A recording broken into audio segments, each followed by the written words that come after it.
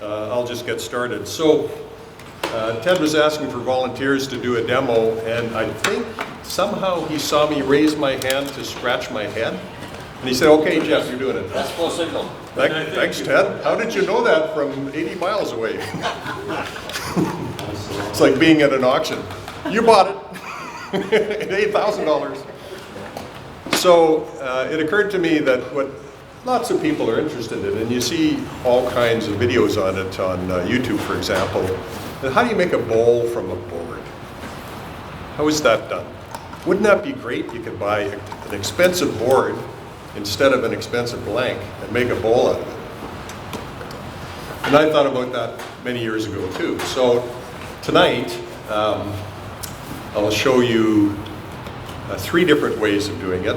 One is the wrong way, and then 2 are the probably safer ways. And the way you do a bowl from a board is you cut a board, plain old board I glued up for a sign or something, and I just put a backing on there, and you cut it at an angle to make different rings. So that process is called trepanning or trefining. Any that have studied some science would think, well, trefining or trepanning, that's knocking a hole in somebody's head. And I asked Bert to volunteer tonight, and he declined. So I can't show you that meaning of it, but I can show you the meaning in wood turning and metalworking of cutting a ring. The first bowl that I made many years ago, I made the wrong way. Thankfully, nobody got hurt. So this was a chunk of birch that was 1.5 inches thick. Cut it in a circle, stuck it on, and I cut at an angle. I just eyeballed it. And then I made a segmented ring to make a middle ring for it. And it worked out pretty well, and I could shape the bottom and all that kind of stuff. But it was a wrestling match, let me tell you. And wrestling with a couple of horsepower motor and a parting tool is not a good idea. I think it's quite unsafe. So I'll show you a little bit about that just now. And then we'll get into doing it probably in a more safe way. So what I did for that one was I used my regular old diamond parting tool. So the problem is, how do you cut a curve when you have something that's rectangular, doesn't fit in the curve? Something like a diamond parting tool like this one can fit better because it's tapered. The metal guys, they actually make curved cutters that fit into the metal. Or you can use a really small diameter cutting tool, and I'll show one of those later. But that big bowl I did with this thing. And the way I did it,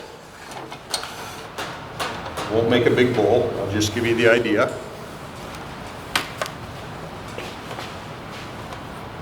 The way I did it was just to line it up. I eyeballed an angle, and I just started cutting in. Which is fine for a while, but 1.5 inches later, it's quite a wrestling match. So this is not good, trust me. And somebody could get hurt doing it that way. So a second way that you see on the internet for doing this kind of thing is using a little guide. So I printed this up this morning. And this is from a YouTube channel called The Papa, 1947. And I literally just made it, so it's not the right height. I have to cut this off. And I made a tool to go with it. So after watching Ron Brown on his channel and watching The Papa, I made a tool. I hunted down off of Ron Brown's channel a the cutter that he uses, which is a parting tool, but it's very slightly tapered to the bottom. I found that on Amazon. Took a bit of hunting, and that fits in a slot in this thing, and that's a lot safer way of advancing the tool. I'll probably eventually make this out of aluminum, but right now, with printed plastic, it'll probably work okay. This is safer than the first one.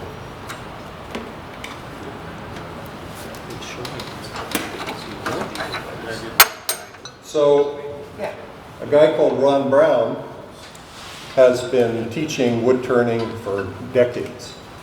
And he has a variety of tools and on his website, Ron Brown's Best. And he features a little jig that has 3 slots, there are 4 slots in it.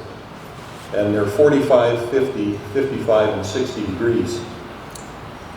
And what they demonstrate in his videos, and he has a guy from Alaska show him a different way of cutting it with his jig, is cutting the first ring at 45, second ring at 50, third ring at 55, and then you get a flatter bowl.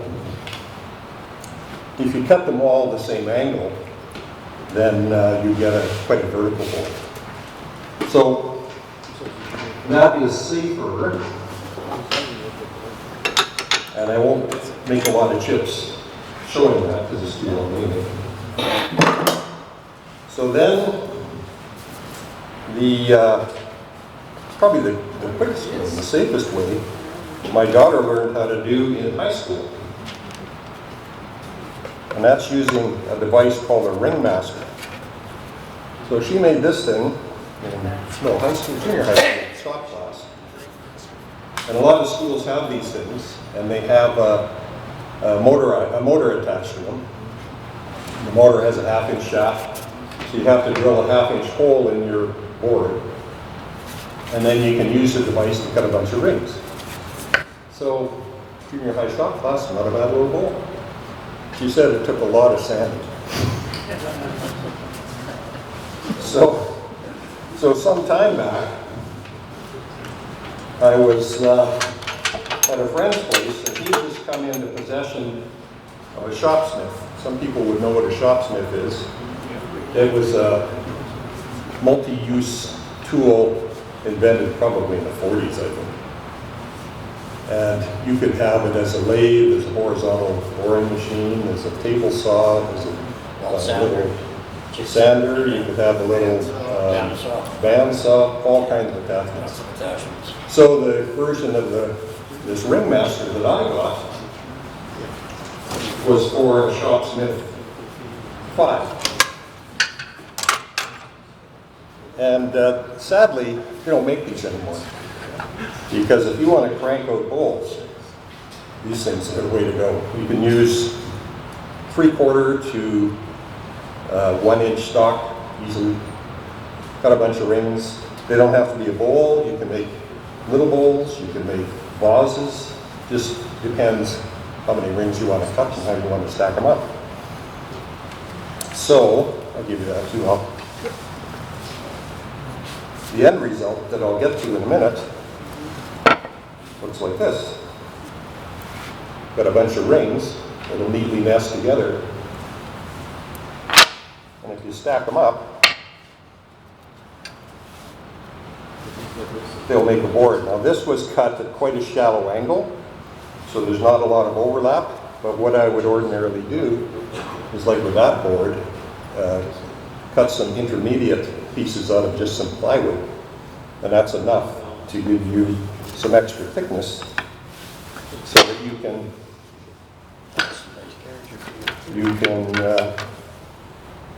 have a little more wall to work with. Otherwise, it's a little sketchy. So that's the end result that this thing will do, and that's the outside one just to get you started. You can't really use that, but that's how they stack up. If you vary the angle, then you can get wider boards or shorter, whatever you want. So that's what a ringmaster does.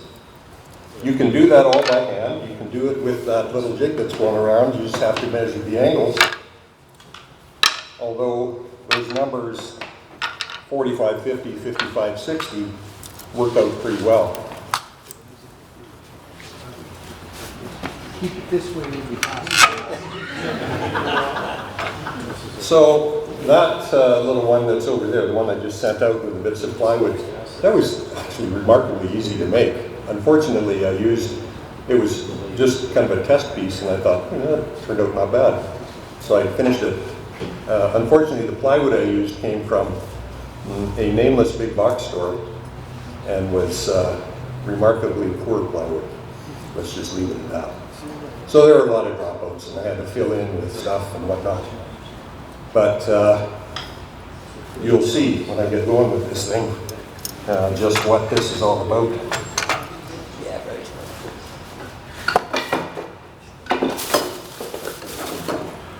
I brought enough tools to build a whole new lathe.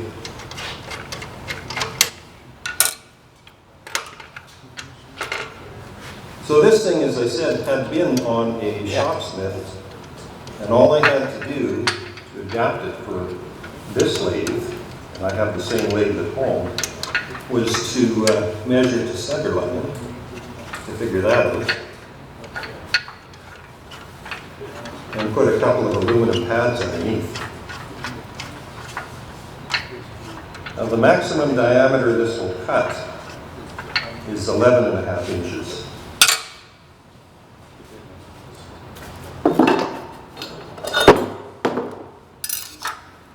Need this in a minute. And 11.5 inches, that's a pretty good bowl as a bowls go.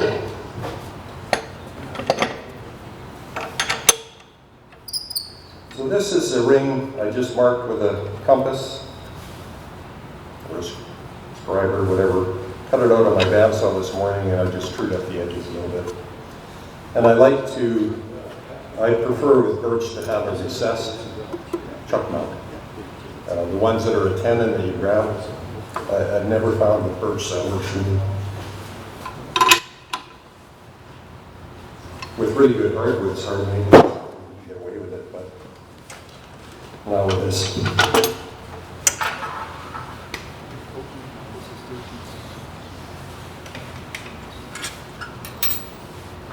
I should have showed you that before I hooked it on. So what does this thing consist of? And would you ever see another one in your life? Well, if you're in a school, that's probably your best bet.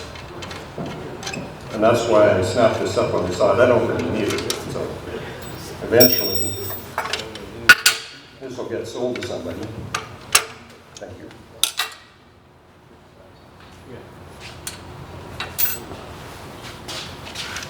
So this thing has a scale back here. You can adjust. I won't tonight. Got a couple of cutters. This thing can slide in and out to make a nest cut. There's a little series of holes here and a matching one here, and that's how you get each cut even, the thickness of each cut even. These are, I don't remember if these are 1/4 inch, but you don't have to do every hole. You can do every other one. And I found every hole is pretty thin. So it's pretty simple. To move the cutters, you just wind this thing, use one way, then the other way. These cutters are high-speed steel. At the end, they're probably maybe an 1/8 inch wide, maybe 3 millimeters, and then it's square stock at this end. That looks like about 5 millimeters, something like that. Not complicated. You can grind them out quite easily.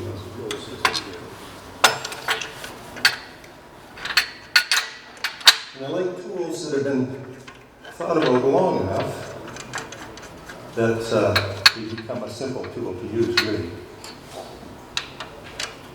The speed for this doesn't have to be much.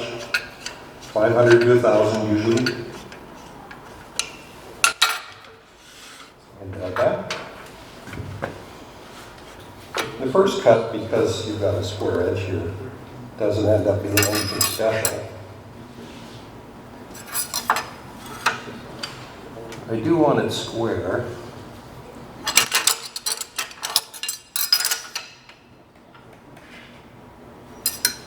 It just box himself in.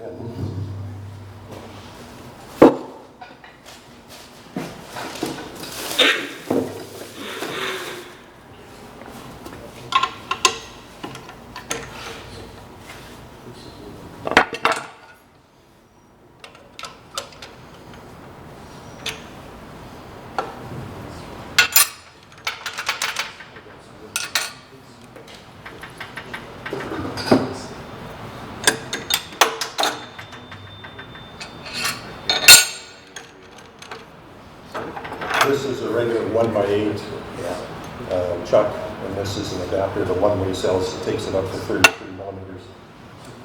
So we work.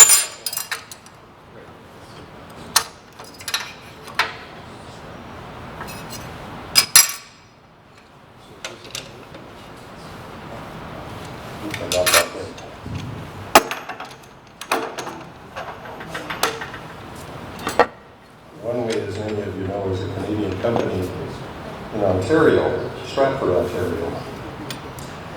And the wood part of it is just a small part of what they do. They're machinists, they're big machinists, company, making all kinds of stuff.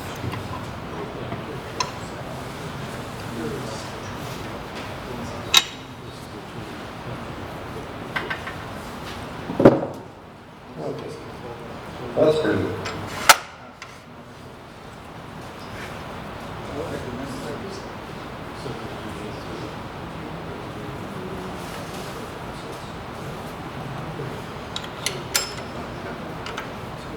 So once you've got that all set up, you're ready to go. Any questions so far? So those two cutters at an angle from this way already? Right now, these are set at about 18 degrees. Okay. So if I put this, I can take it to even, so we just cut straight across, Yeah. or up to 45 degrees. Okay. And since they're cutting this way, it's sort of the opposite to the way Ron Brown's latest tool goes, with its four things, because he cuts this way. And he cuts against the backer board, so that when you're done cutting the ring doesn't go anywhere. It sits there. So you take this off, from behind this, put out the ring and then put it on. The way this one was originally set up, the ring pops out to the side. And I like to have the tail stock up somewhere just to catch it.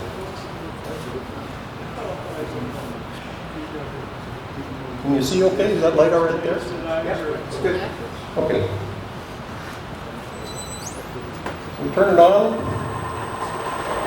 Everything looks copacetic.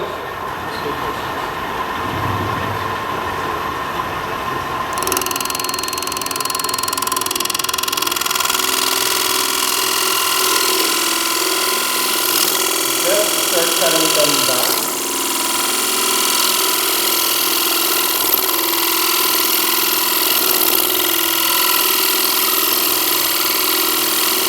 Three-quarter inch off, as I recall. Probably get a little bit of steroids in there.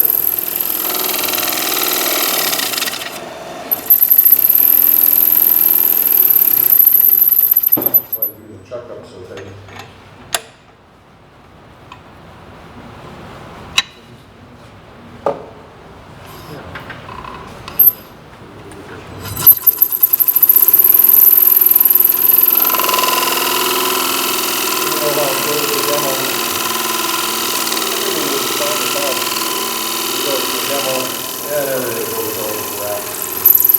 So that's cut in the back. There's usually not a whole lot of burning in the wood. Sometimes you can see I'm not working hard here.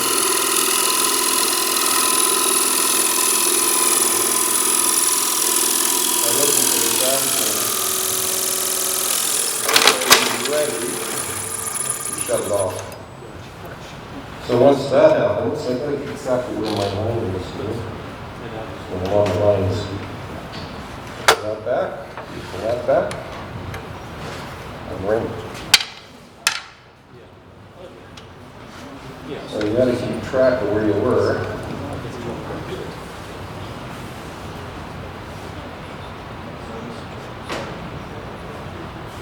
And you can eyeball the distance. That's another one. That was hard. So 20 degrees actually, the other way would be 80. It's not the greatest. It's good for old turning upright like the ones you roll around. And of course you can do this stuff on the different wood that you have.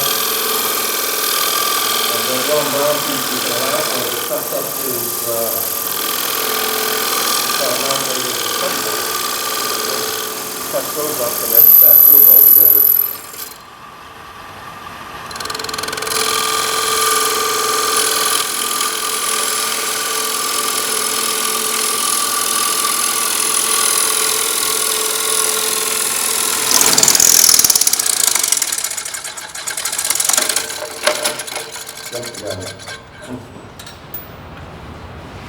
Pull that back.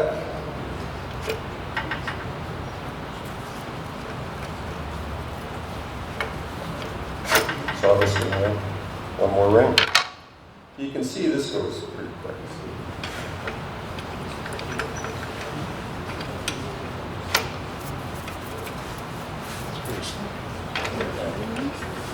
And this is why it's selected for schools, because it's pretty straightforward to use.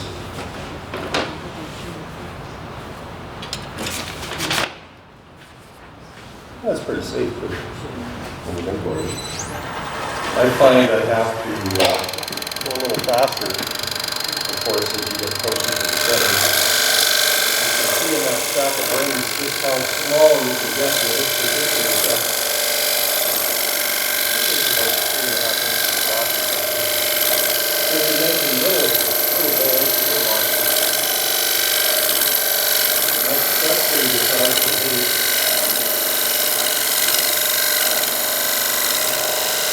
Something like hard maple, I can go a little bit slower.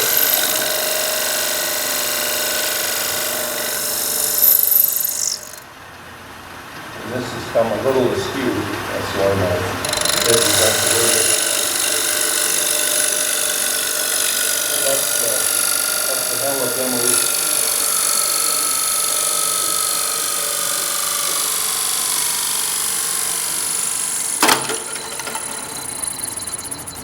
There's a little bit of burning there, not bad.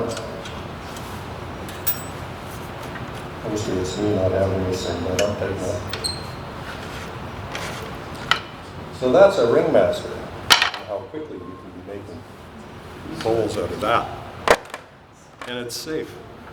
So if you spot one, you'll know what to look for. Although that other jig that I sent around with the center post and the little printed thing, that's pretty good too. And if you have a little digital angle gauge, you can set the angles for whatever you want, just the same as what's on here. I was happy to have this on my lathe, which is like this, because I already have a motor. I can easily vary the speed. And I can use a chuck. I don't have to drill a hole in the bottom like that other one was going around, half-inch hole all filled with putty. So a bowl from a board is actually pretty easy if you have the right jig. And I would suggest that one on the tool post, or that one that Ron Brown does. That tool there that I wrapped in white electrical tape, I'm not the greatest metal worker in the world. That was a piece of pipe I had on the floor in the shop. That's why there's white tape around the handle. Drilled a couple of holes, tapped it for grub screws that arguably are a little too short, and they're squeezing that little parting blade in the middle. Having it just that little bit of taper to it helps to solve the curve problem. Did you buy the cutter or make it? The one that I made Yeah. with the white handle, bought that. It was on Amazon. They're about 4.5 inches long. They're meant for metalworking. And Ron Brown says it's a P-type cutter, so P for parting. Yes. At any rate, they were cheap. It's just high-speed steel, easy to look after. Piece of pipe, dirt cheap, couple of grub screws. So they were sharp and good. Oh yeah. And on Amazon. Yep. Yep. I had just enough clues from his video to figure out what it was he was using. And they cut, when they're cutting at 60 degrees, they're at quite an angle like that. So his is the opposite to this. This cuts at this angle, this cuts at this angle. And that little one on the tool post, which actually fits my tool post, I don't know why it doesn't fit this one. That little one on the tool post I just printed.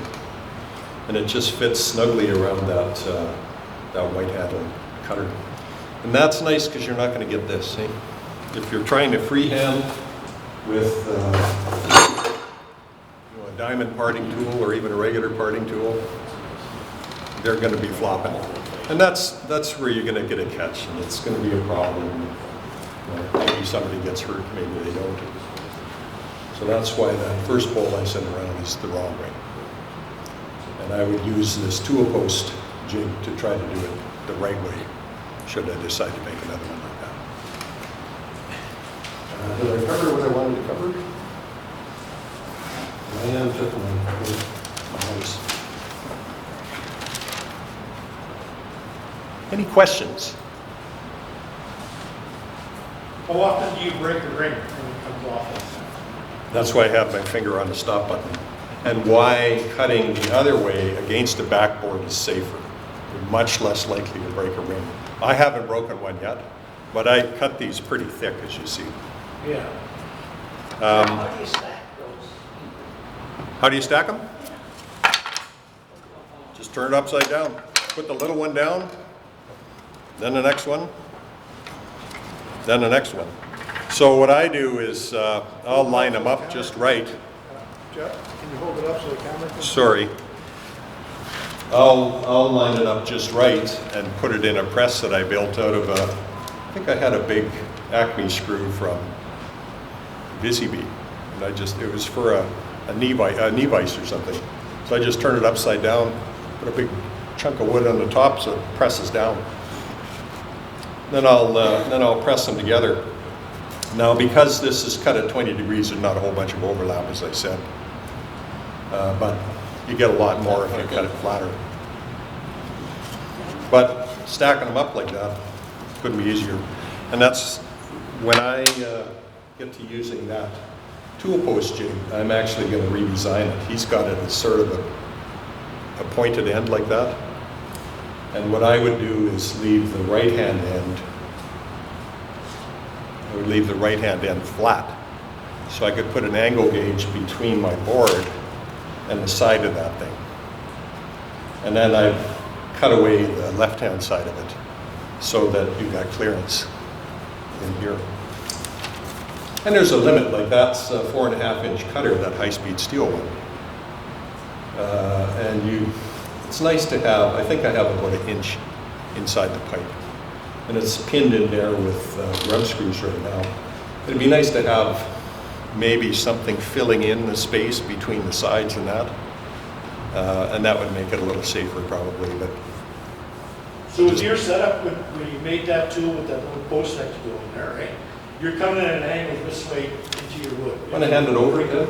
So your ring would fall towards your chuck then when it comes off? So if you do it that way, let me get this out of the way here. I will I'll shoot shot this off. this way. Well, that's good. You guys don't have one of these. I don't know where I got that. Came with the lathe. Did it? Did you have it? So Stu gave it Because to I me. needed one, Yeah. and I had to purchase it. I actually think Langer had a national when he gave me. So the little Allen key that I'm using is also for adjusting these things. You might get away with a little thicker than 1 inch, but I wouldn't try. And most boards you're going to buy are going to be 4/4 or 5/8 or 3/4.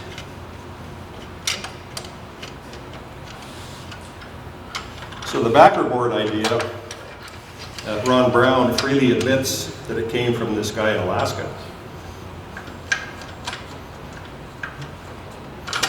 Does anybody want to see this thing up close? Leave it on the table, Jeff, and we'll see it. Pass it around. Give it to me, I'll put it on the table. So let's put this on my little blank.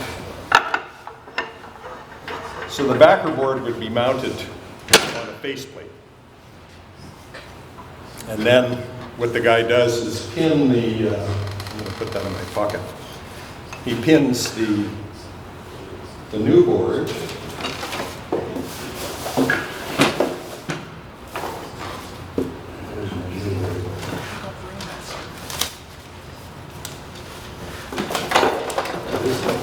so he would pin the new board against it like that. I'm thinking this, maybe I am. Then he sets this up with that jig, this jig, which is too high.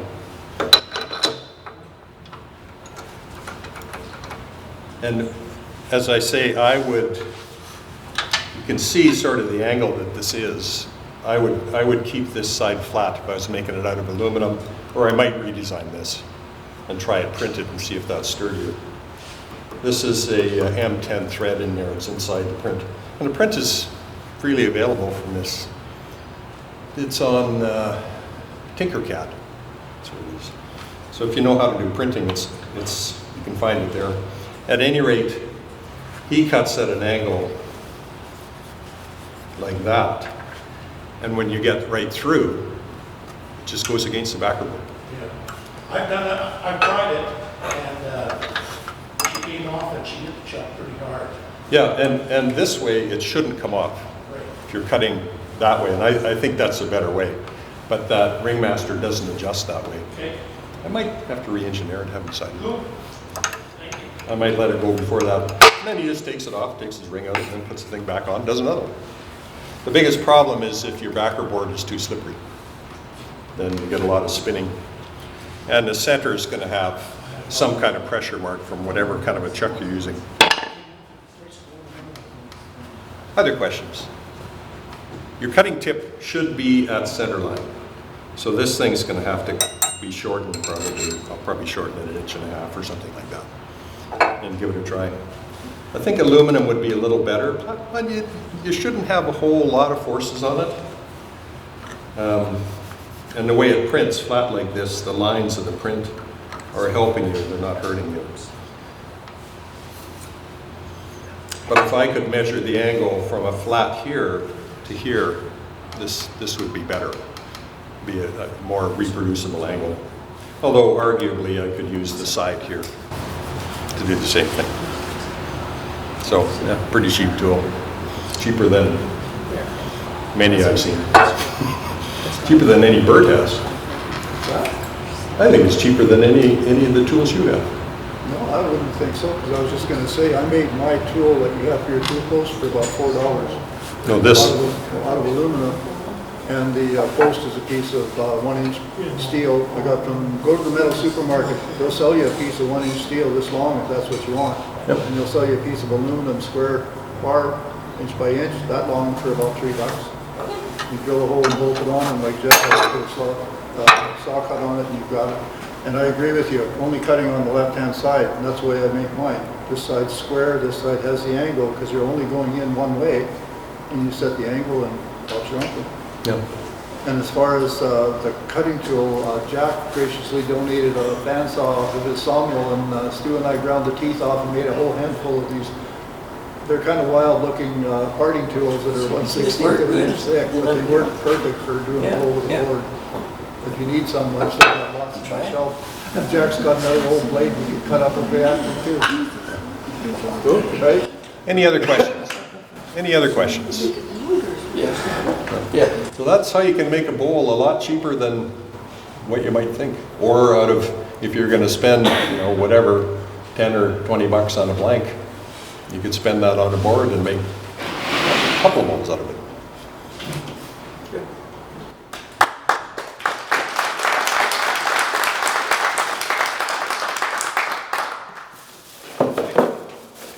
Oh, I do have a question, sorry. Do you align the wood in somehow when you stack it? Yeah, I just eyeball it. Yeah. When you have an intermediate layer, like I did with that, with the plywood, it was much easier. You can just do it with your fingers. Okay. Get some glue on, stack it up. I would stack them starting upside down, starting with the wide one. And in my press, or if I had to use, something else, there's lots of ways of trying to get pressure on the center of the bowl. I glue them and stack them all up in one go, and then walk away. Is it going to be perfect to turn? No, which is why it's nice to have a little bit of thickness to work with. Okay. So you figure that this is the best thickness, or? There was a convenient thickness for the wood that I had. You can go thinner than that on that jig, but I would be a little leery of that because it's nice to be able to shape your bowl a little bit. If you're a kid in school, you just want to stack them up, glue them, and start sanding. I think my daughter sanded for 4 days in a row. Yeah. Whereas, on a lathe, if you had that, just and then you're good, right? Inside and out. All right, thank And you. then obviously you can alternate woods because you can reproduce the same ring. Yeah. I was going 2 steps apart. If I was cutting another set of rings out of birch or out of alternating wood, I would advance it 1 step, one of the holes, and then cut 2 steps apart. Okay. It'll overlap a lot better that way, and that's what I would have done with that plywood. So rather than repeat the same ring, just go in about, I think they're a 1/4 inch apart on there. And then you got lots of thickness to work with, and you can shape your bowl a little more pleasingly. You can go 3 if you want. You can do whatever you want.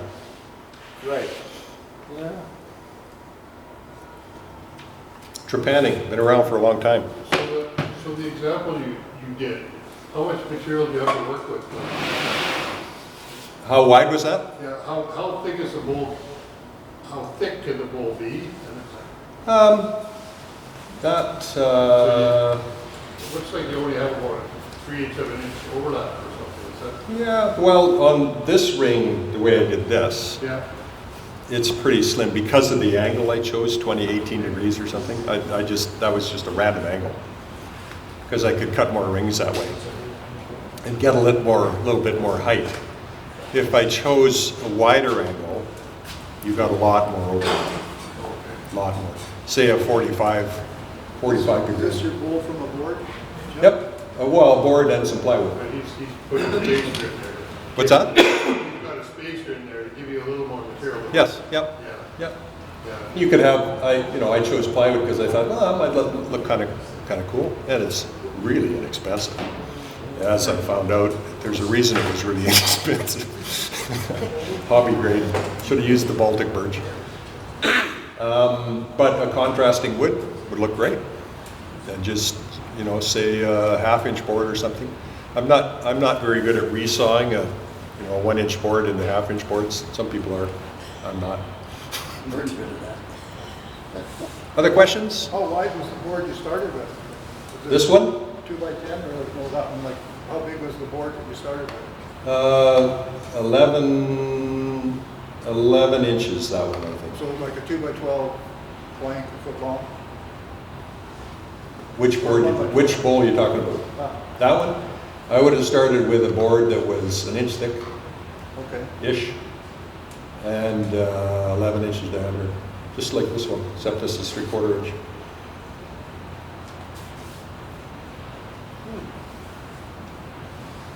So that thing has, I can't remember the thickness of the aluminum pads under there, but they weren't very much. And that's for this is a 1640, so to get 8-inch center line. If it was like a 12-inch lathe, that might be too big. If somebody has a shop smith, I actually have the original feet. I just took them off.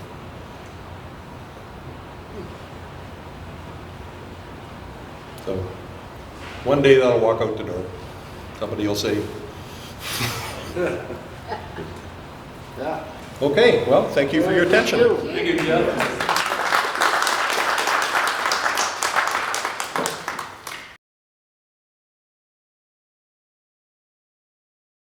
All right, we had some discussion and I asked about what folks are using for respiratory protection in their shops.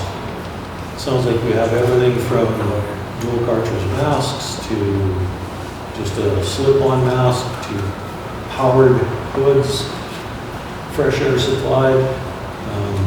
Everybody's running out. I think a few people are bringing what they use in their shop, and just for everybody else, we can find out what they like about it, what they don't like about it, what other things they've maybe put into their shop to help keep the dust down. It's the big chunks of stuff aren't the worst, it's the little ones that get way down into the having a way up near lungs, and that's what causes the problems. It's not just the dust. Where do you want to do it? We could put it Probably right there. Over there? Yeah. Use that corner of the bench. Do that.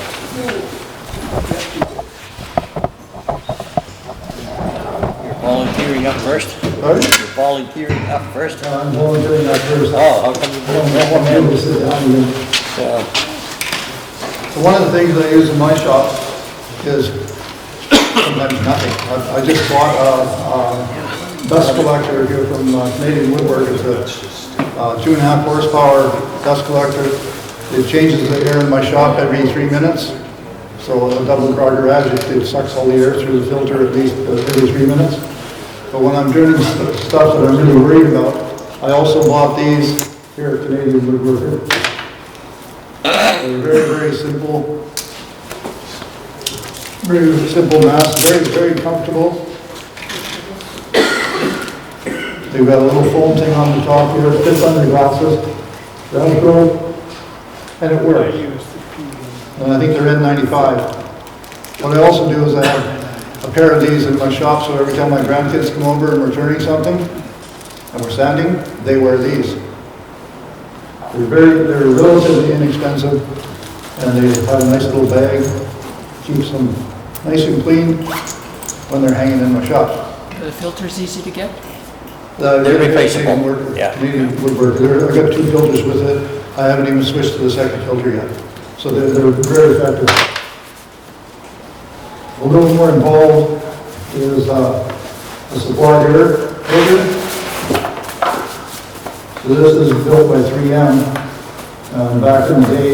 I don't even know if you can still buy this particular brand or this particular model anymore. But it's a hard hat and an NC-rated face shield, and it has a battery. I've got to replace the battery. This is NiCad. NiCads tend to get an emery and they don't charge very long. But this is a 5-volt fan, so I'm going to get a lithium battery pack and then power. I'll just have to get the connector for it. Beauty of this thing is it filters the air here. There's a external filter, and then there's a major HEPA filter in the helmet. And it's a hard hat. And it's also got this little thing for a beard. So this thing here is under the beard. It supplies air, so it keeps the face cool. But they're rather expensive. But before I had a really, really good shop air dust collector, that's what I used. And I used to use it religiously. I don't use it as much as I used to, but it's available. What kind of dollars are they now, do you know? And when Bert's saying they're really, really expensive, he's not pulling your leg. I have one of those and I looked at the new version of it. Yep. It's $5,500. This one cost me $1,200. Yeah, so the one that they're making right now is quite a bit more. The batteries too, I saw somebody on the AAW ditch these, because these batteries now, they cost about $900. So they say just ditch those and go to a different battery Go to my setup with that. Or go to lithium, because it's only a 5-volt fan. Yeah, So, Yeah. so they are fairly expensive. I can still get parts for this. This thing is, they don't make this particular model, but there's a place in Washington State that handles all of the 3M, like the replacement visors. I don't know if you can see it.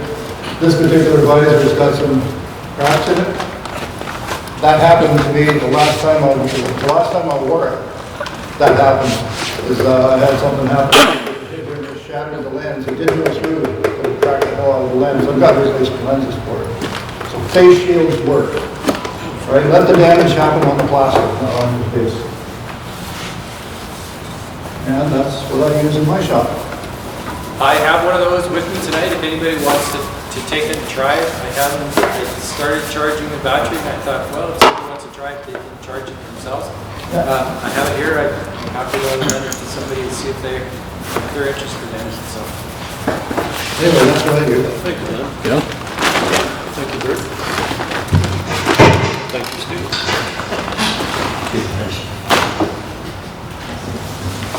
Okay, I brought my hood too, but I have, but just before I get into that, this is a piece that was advertised on Facebook a few years ago.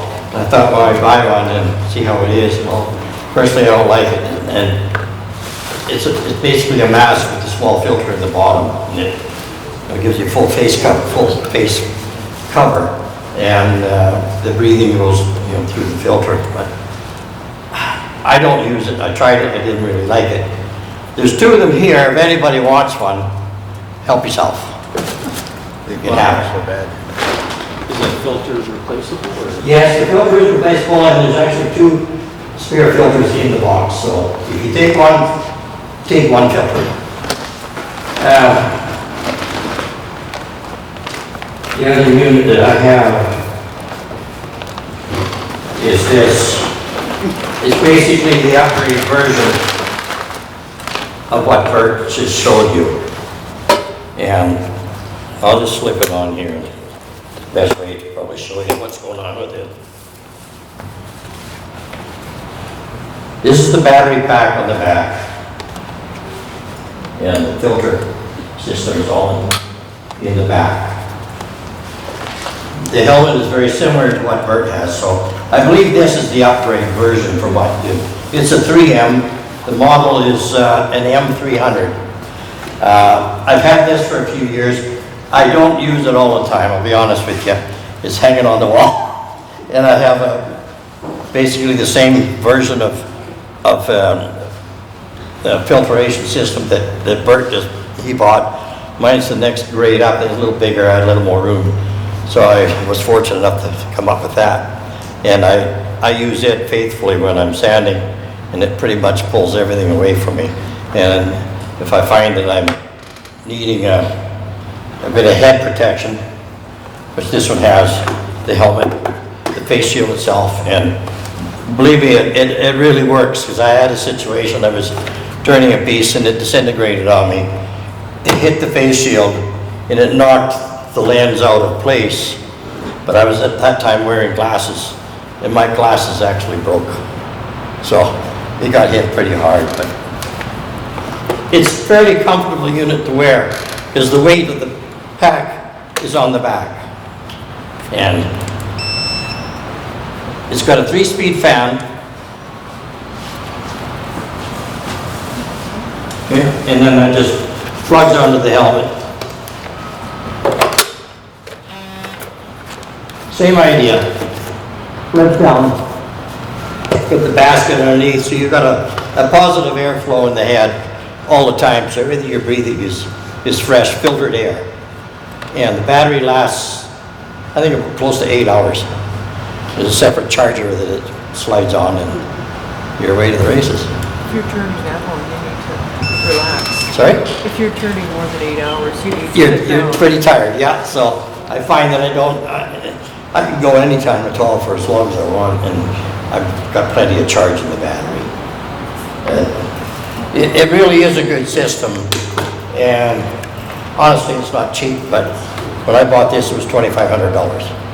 And I don't regret paying that for it. It's definitely a good piece of, and as we all know, some of the woods are more toxic than others, and you know, you really should be wearing something like this. And if I'm into turning something that there's a possibility of it blowing up, I'm going to have trouble with it, you know, I think that it might come apart. I like to put this on. Yeah, I think it's a good safety piece. Lenses are replaceable. I got spares of that. I have a spare filter that goes in the back here too. It doesn't come with the suspender, but I find it a little more comfortable to wear having a suspender. That's the power pack. And the filter is in here. This piece pops out. That's the replacement filter. And they're available. I think all of the stuff for this unit is readily available. It's not something that filter down to. I don't know yet. But it is good filtering. I don't suspect on the rod. I don't know if I've even brought the information out anymore.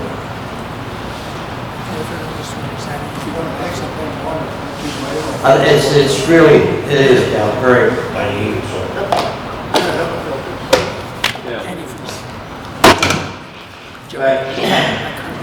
Like you say, it's about $2,500 that I bought. I don't know what they are now.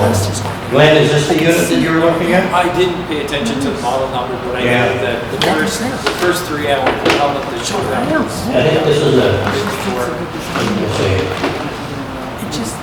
M300. And I certainly haven't priced it recently, but yeah. here's what I wanted. McAvoy and Niner both had one. They bought them, Yeah. and that's where I got the idea for it. The one that I have here. That was language, wasn't it? Quartz. Yeah. And then it went to somebody, a former club member from just south of the city. Yeah. So there's a few different things out there in the market, but, you know, this is what I have, this is what I use.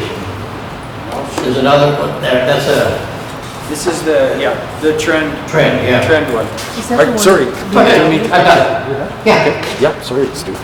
Yeah, so this is the step down of this for sure. But it does have just this pops up. Filters are right there. So it's pulling from, oh yeah, the cakes do that. How do you do that?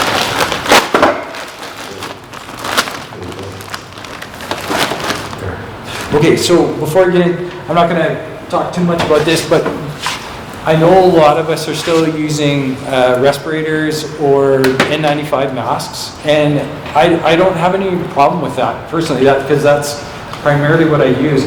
But the one bit of advice I would say about any mask is find a chunk of walnut or whatever that will show color, and turn it for a couple of hours, and carefully take your mask off and look in a mirror. If you have dark stripes here or here, it's not working for you. Get something else, okay? Because there's no point in wearing it if it's not doing what it's supposed to, okay? Whether it's so you can go to a safety supply place if you're going to go to a charcoal filter respirator, or even one that's just got paper filters.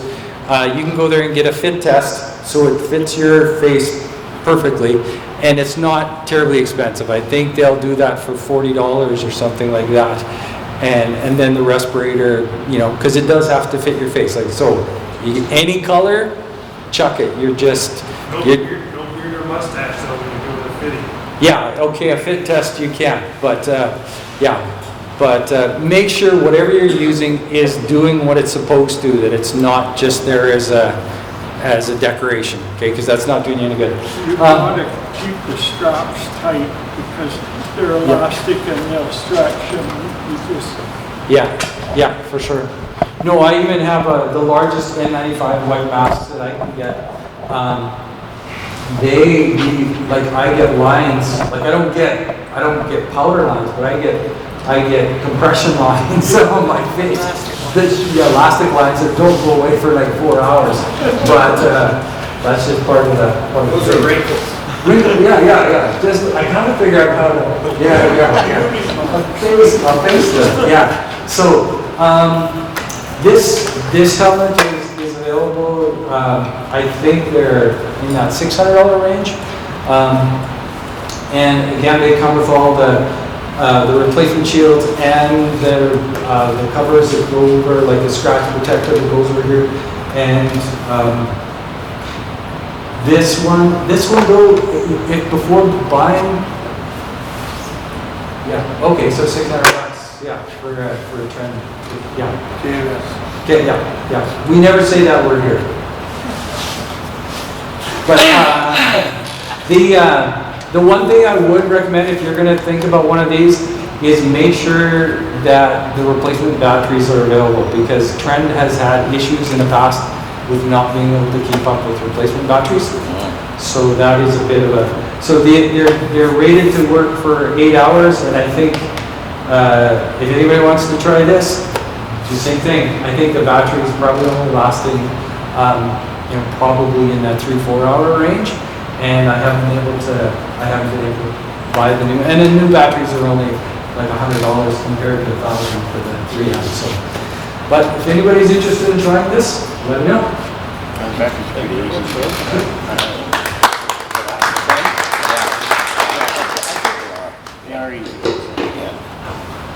Dale, did that answer some of your questions?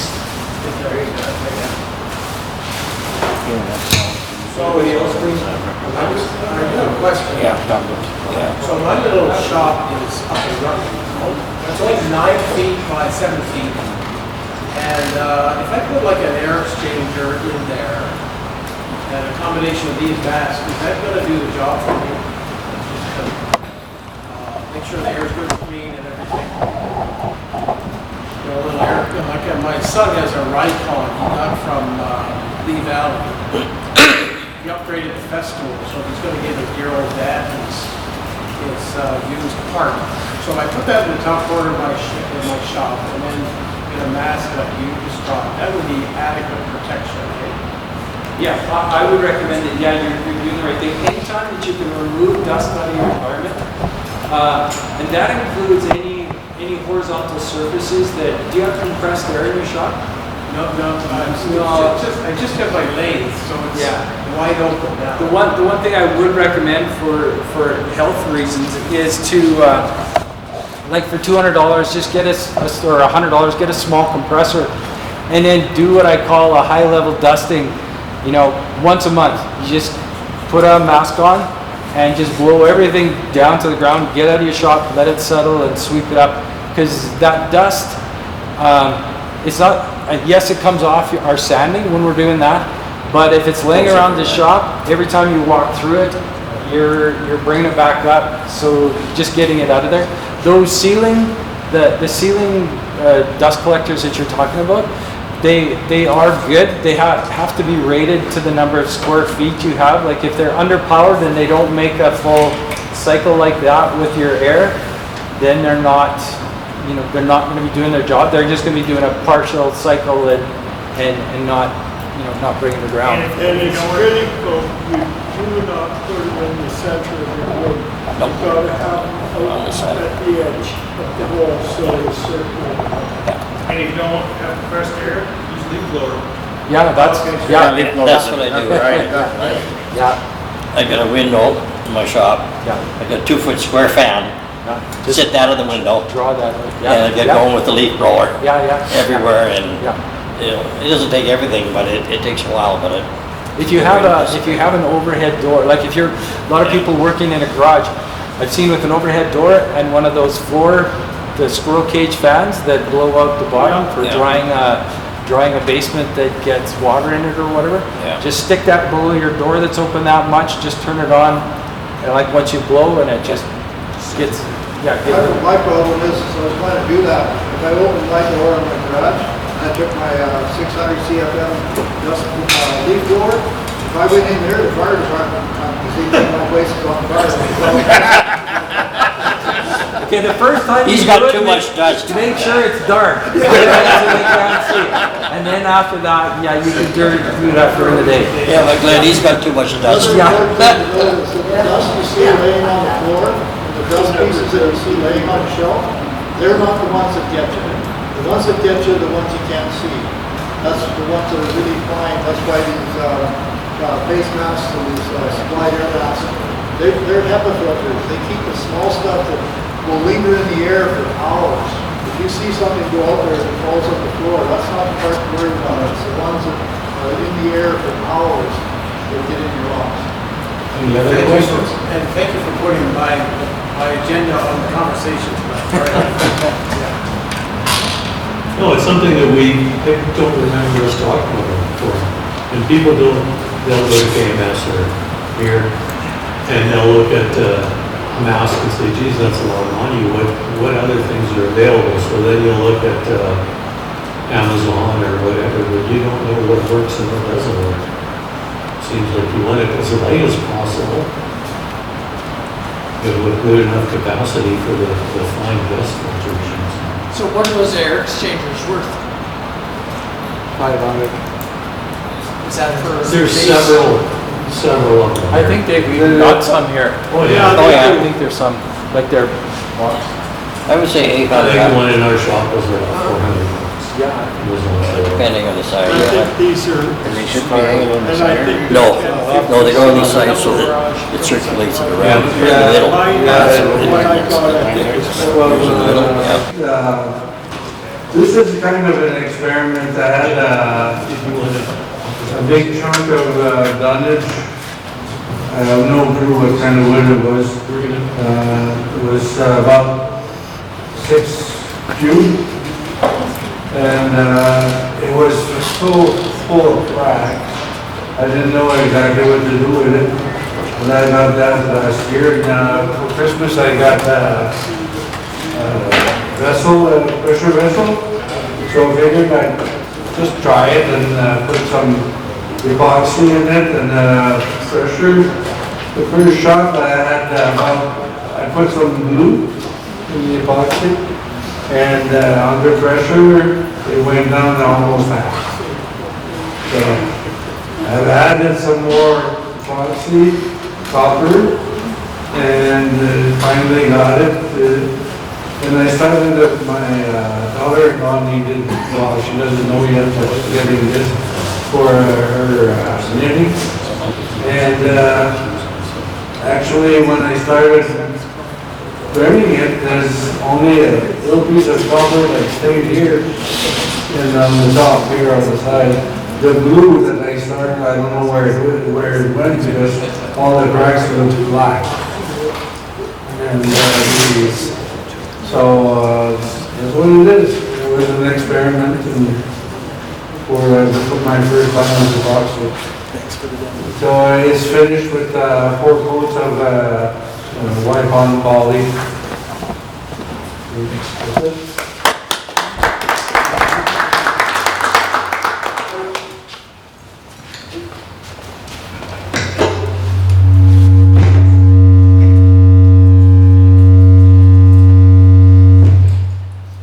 It's just mine, just a baby rattle.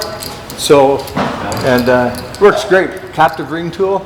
And just, kind of made it up and figured it out. And yeah, so I made, how many grandchildren? About 4 grandchildren. They've each got one. The oldest is 6. Never broken the rings or anything like that. And doesn't take long. And, this is maple. And I don't put any finish on it. So that the kid, well, they're 4 months old and they start teething, right? And they chew on it. It's amazing. Like in my vision, they were going to play with it, but in reality, they just chew on it, right? And as it gets started, they got the little fingers, so they can hold the little rings and just stuff. It works really, really well. So, but and it doesn't take long. Once you figure out what you're doing. And I bought the captive ring tools on T or something like that for next to nothing. So it was, so they work good. So there you go. Captured ring tool? Yep. Sorry? You said it's a tool? It's a captive ring tool. So it's kind of a, I don't know, kind of a half circle like this. and you put it in there, and it goes, and then you come up the other way, it goes there, and then it makes the ring. And you can get it so that you can get different sizes, you know, 1/4 inch, 3/8, depends how big the captive rings you want to make are. So, and if you want to take the time to learn how to do it without, I'm sure you could do it with a screw or something, but why would I do that? So, anyway, that's this. Who's next?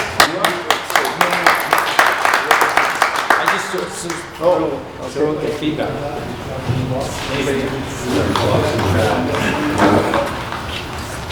I know how many I'm supposed to bring. Yeah, that's great. We got a few bowls here. Nice. First one I tried was, I think I started this in January. First bowl they ever attempted, watched a few videos, not that hard.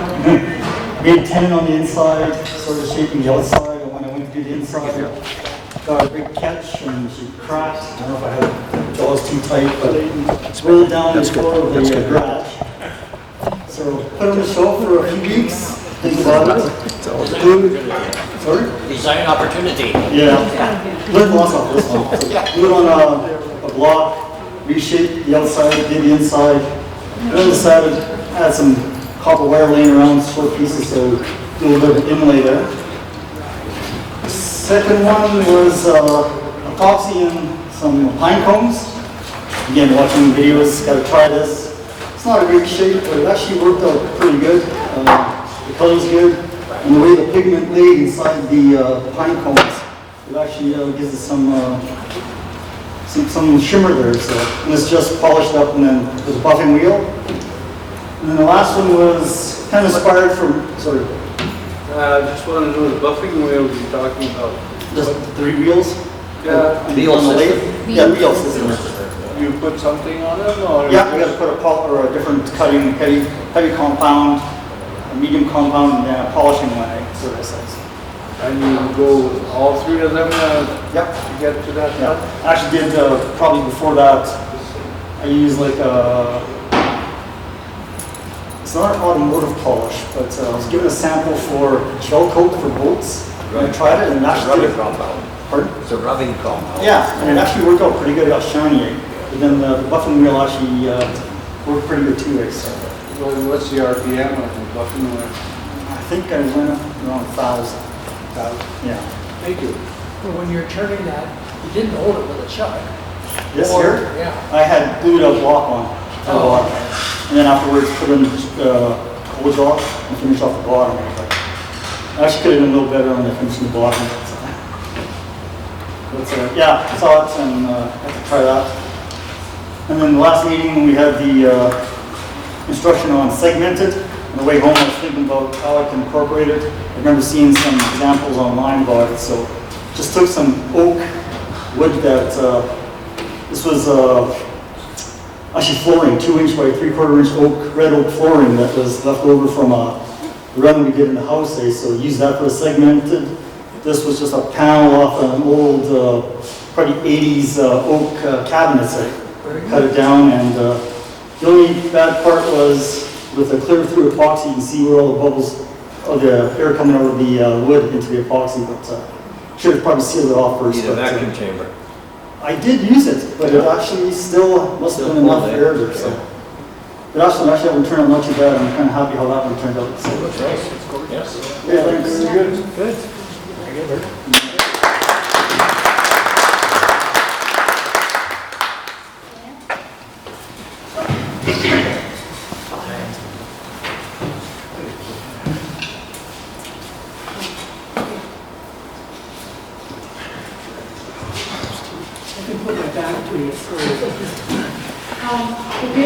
Okay, instead of doing wig stands, which I know I should be doing, I have some started, shall we say, but hopefully I can get one done by next month.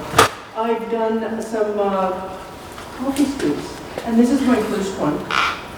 And it's very impressive because it went off the lathe, it hit something really hard, and it has a permanent smile. It's huge. Stop wood, eh, Diane? Yeah. Luckily, it wasn't me that it hit. So. And then the others, okay, so what I found is repetition is really good. You learn a lot when you do repetition. And you notice how fat the handle is? I managed to get the handle slimmer. and longer. That's the older people like that one. Is this better for the arthritic hands? Women my age, they're like that. Okay, so don't try with the long one. No, yeah, I know. People don't really like the long ones. They look nice, but they're not, yeah. I know, and who wants this? Yeah, anyways, okay, so a few coffee scoops. Okay, and I really like this wood at Saskatoon. Yeah, so. Look great. The tables. But try it, unless there's more for this. Is it the tables? It's, I don't know how much it is. It's however far my scraper would be. That's really the other thing. You get really good at the scraper. Yeah, you know, at first you're scared to death when the scraper bites. And you get it, but you know, after a while you just, and you stand out of the way so that when these things become projectiles out of your stuff, you are not in the way as it takes off. Stand out of the line of fire. And then this, thank you, Terry. Where are you? Terry. This is Russian olive. Terry. Russian olive. But he gave me those. And this is. There's another set.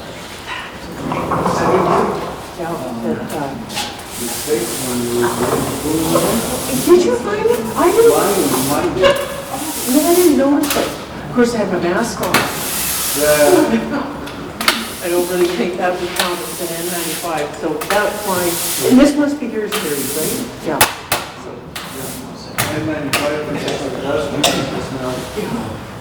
So, yeah, that's it. Beautiful.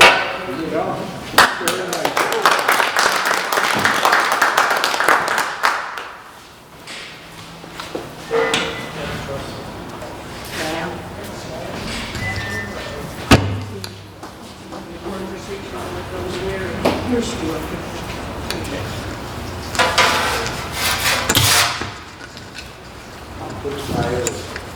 There, how's that?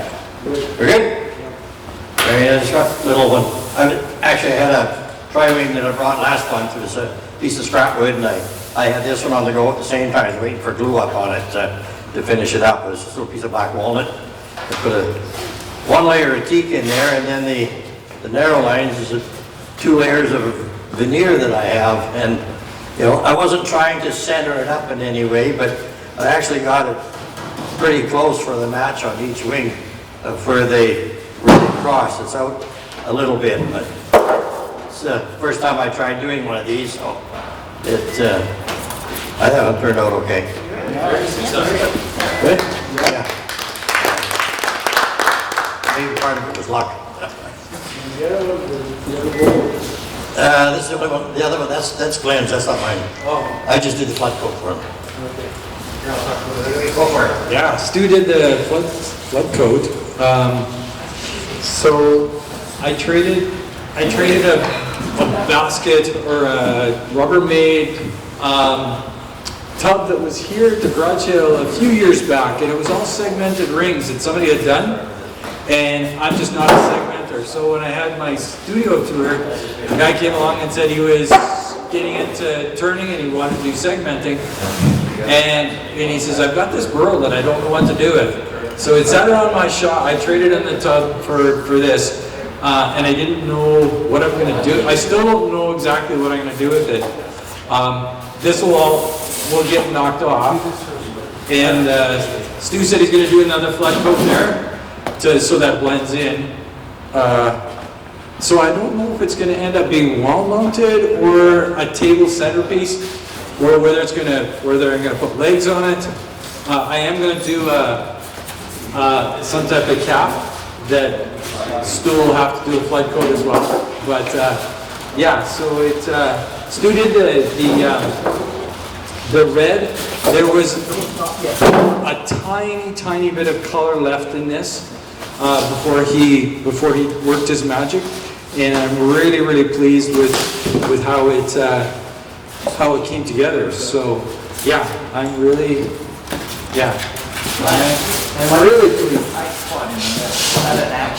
or like it's supposed to do? No, so what the original plan was, this was quite a bit larger. Like it went, you know, it was really good.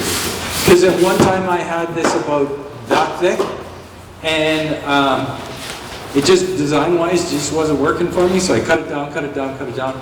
But the original intent was that this cavity in the inside the bowl and the inside, I call it my dad's candy dish because he was a candy junkie, but my plan was to make this deep enough that it would cut through at these points, but the burl had a completely different thing in mind. It just wouldn't go that far, so I had to abandon that, but yeah, that was the original plan, was to cut out so you'd see voids in through the bottom of it, but. What kind of lathe do you have? Just been. Oh, I have a one-way.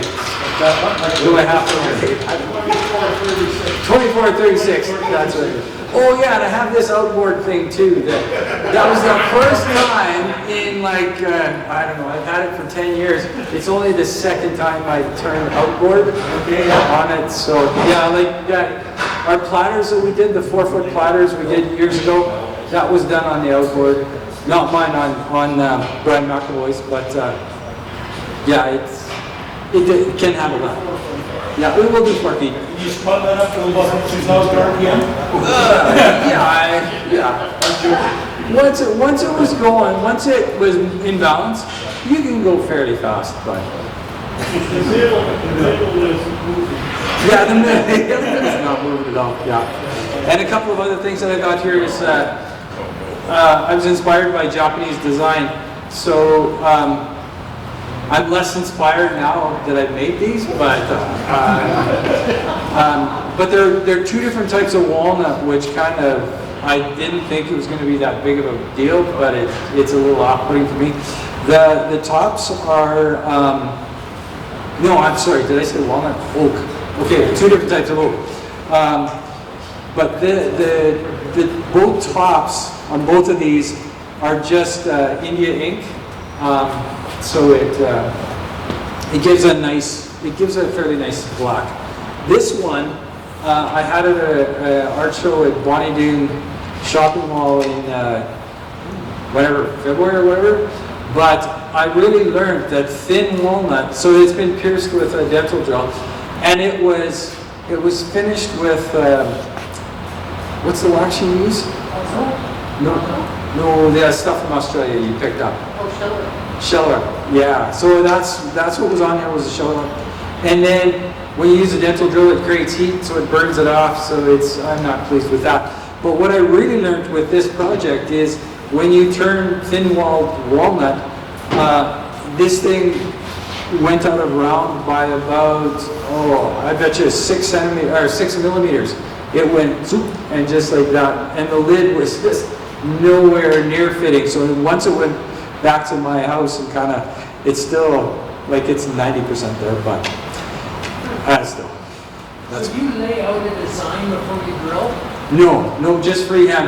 When it's on the lathe, I just put in two lines where I want to stop, and then just take it off, and I just start burning, and so I've just got, or not burning, I just piercing, and the biggest thing about piercing is to know when to stop, because it's really easy to over pierce something, and everybody has their own taste, but like I have to tell myself, okay, I've got to stop, because it'll just go overboard, but it's So the idea is to try and make it look like a blanket.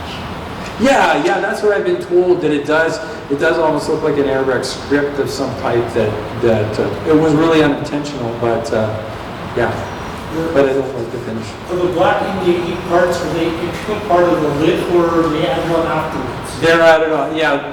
These ones are walnut, and I believe these are too, but yeah, I just glued them in on afterwards. Yeah, no, you'd never get that line crisp around. Yeah.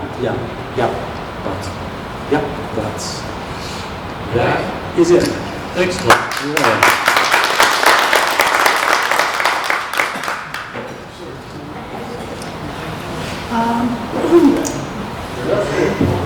So I made a was at my grandson was helping my son put wood in his truck. My mother had some trees taken down, some poplar trees. And there was one piece, and my grandson says, "What are you going to do with this? Are you just going to burn it?" And I went, "Well, I can make a flower out of that." So before he went home, I had made a flower out of that. So it was going to be a little taller, but I ended up catching the pith, and it broke, so it's a little short. But How did you do that? It's spindle turning. It's spindle turning, and then just taking a little larger pass. Sometimes you'll find that the wood frays, and so coming in at an angle and just kind of going down, and it just frays in a certain way, and I thought that was kind of cool.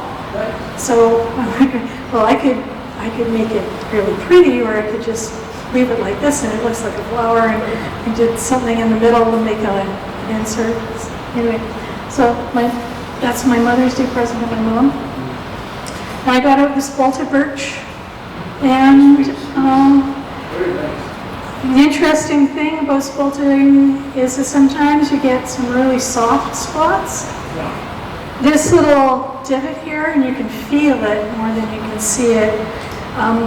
It's caused by sanding, and I trying to keep the same pressure, keep it in the same place, but there's no way, and so I basically sanded a little divot into it.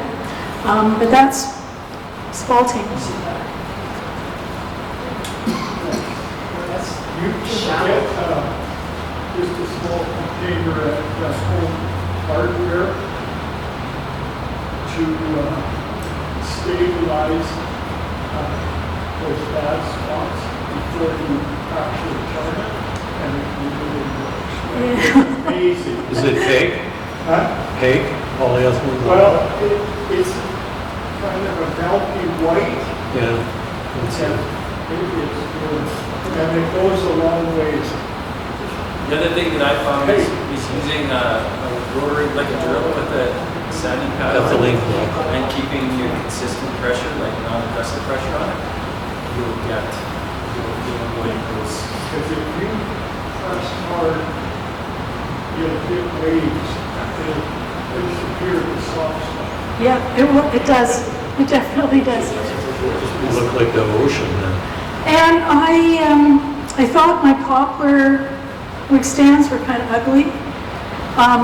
So I got my airbrush out, and I've got a little variegated green on the top, make it look like a little bit of a tree, and some black and brown on the bottom, make it a little bit of a stump, whatever, roots.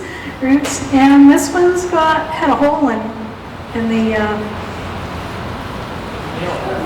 in the stem, and so I thought, well, then I'll just put a little hook there, and if they want to put their bracelets on it, they can. Very good. Thanks, Terry.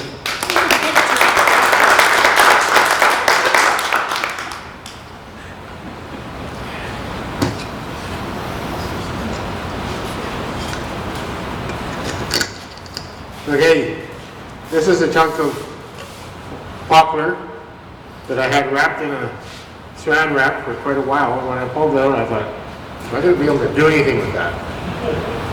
And it actually, when I pulled it out, it stunk. I thought I was going to have to throw it out, but I stabilized it. What I did was I took my shellac and I cut it 50%, and then I just basically slapped it. I gave it about 3 coats of shellac, and then when I turned it, it turned beautifully. I just stiffened everything up so that it turned very nice. Yeah. How's the inside? I didn't flood the inside, just the outside. Okay.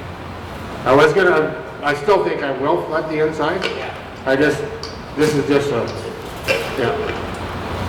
When I finished this originally, that liquid, when I took it off, now it's pretty loose. Weather change. Yeah.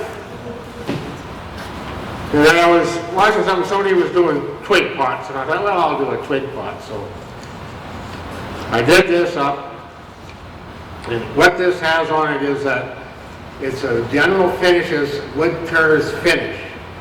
I was in Windsor Plywood in Grand Prairie, and the lady there that owns it says, I got some stuff I want you to try. So she gave me a bottle of it to try out. And I've done, I've done this wig stand with it. And I've done probably about 6 or 7 different pieces. And it goes a long way, it's quick. Like the 6 coats on the bottom and top of this, and even on the stem, they took me about 20 minutes a piece to put 6 coats on. Like it goes on, it's water-based, and it dries right away. It's general finish, yeah. That is the same way I did my icicles at Christmas time. What I do is I turn it around, put it on the lathe, and I draw a line, 2 lines at 180 degrees apart, and then I just take my compass and I just measure out how, so I can get even number of rings, and then just draw a line between the 2 squares, and then I take a rasp. This is all done by hand. I don't have machines for this. I take a rasp and I start grooving it out.